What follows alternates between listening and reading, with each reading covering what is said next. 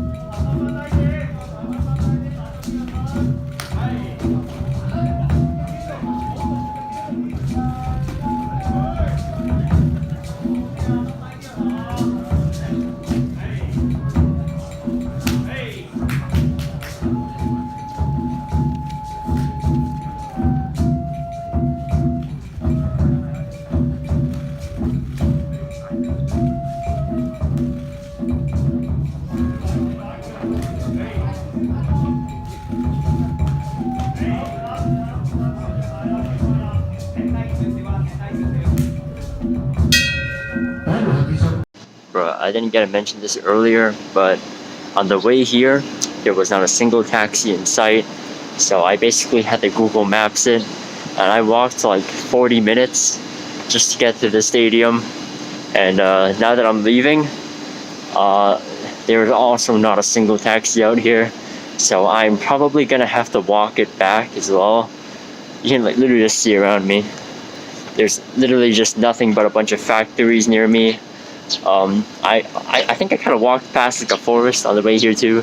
So I'm literally in like the outskirts of Hong Kong. Like, what the fuck? So I'm gonna enjoy my 1 hour walk there and back to the station, and then I'm probably gonna have to like probably cycle back as well, because I parked my fucking bicycle at the station, and even when I get back to the station, I'm probably gonna have to ride it back. So let's just say this is a cardio day part 2. I was gonna film some aesthetic shit while cycling, but I realized I don't have a phone stand, and I can't cycle with one hand, so I can't record with the other, which is why this vlog kind of teleports from point A to point B with no filler in between. So I'm actually recording this part a couple of days after the events, because on the day after I got home, I was just way too tired to record anything, mainly because I walked 40 minutes there and back from the stadium to the station. By the way, it's 40 minutes per trip, so in total that's like an hour and 20 minutes. And obviously that's not ideal, but like I said earlier, like a couple of days ago, there were not any taxis. And I was not about to call a taxi because the location of the stadium is hella far, and I highly doubt taxis would be around, and I would just have to stand at the side of the road for like a couple minutes anyways. And I don't know why I didn't decide to just do that, but I felt like walking could be just a way to improve my cardio, so I just walked my stupid ass home.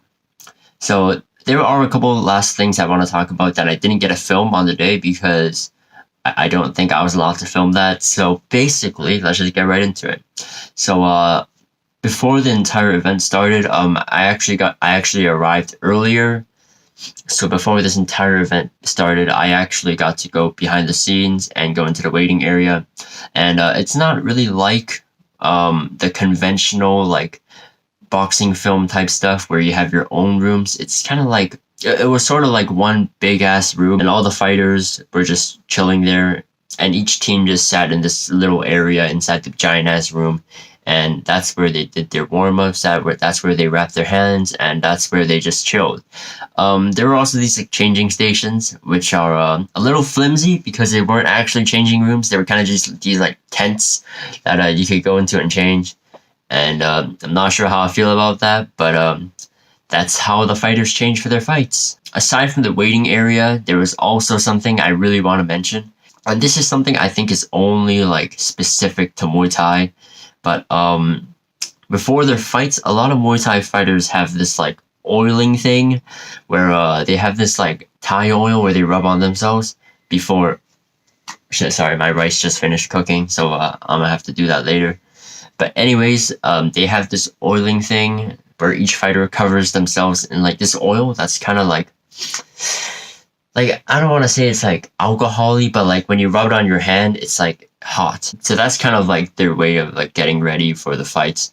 Yeah, there were also these oiling stations in the waiting area where these fighters would just lie down and a bunch of people would put oil on them and just help them rub it in.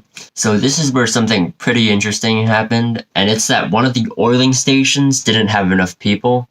And they were just looking around if there was like anyone spare, if there was just anyone standing around who didn't have anything to do and also isn't fighting in the match and can help out. And I just happened to be like standing like coincidentally right next to the oiling station. And one of the guys was like, "You get over here right now." I just want to say that I'm not even a masseur. I have no idea why they called me over. But basically, I joined the oiling team for like 20 minutes. And while I was at that, just a bunch of fighters would just walk in and like lie down on this mat on the floor, and then we would pour oil on our hands, and then we would like rub them, like their legs and their arms and their body. I will say that at first it was kind of weird, But then after I got used to it, like I was properly getting into it. So I will say that that was a really unique experience, I guess. It's not every day you get to oil some other guy. Unfortunately, the male oiling team did not get to oil the female fighters, so I was just touching raw dudes the entire time. I will say that like it is kind of awkward at first because like you gotta like sort of like touch them and you gotta like start rubbing their legs, and sometimes the oil's really like slimy and you accidentally rub a little too high and you like might like accidentally like nudge their balls or something. And yeah, that's kind of weird, but yeah, I think that's really the worst that could happen. And also when you're rubbing the torso of the fighter, you kind of have to like run your hand over their nipples sometimes, just because you got to get the full, just so you can get the full range of motion.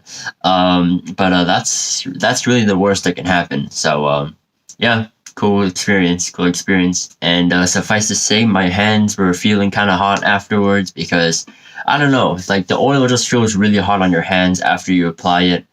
And yeah, it stayed on for like the duration of the match. Like even when I washed my hands, they were still kind of tingly. So I definitely have to read into that. But if there are any Muay Thai fighters who know what the purpose of the oiling is, I'd be more than interested to hear about it in the comment section. Yeah, that's really about it. This was a pretty interesting experience considering I've never actually watched a real fight in real time, and I've also never been behind the scenes either, so this is the first time I've seen like a fighter actually like get ready for a fight. Yeah, I hope you guys enjoyed this little thing, and I'll see you guys in the next video. Bye.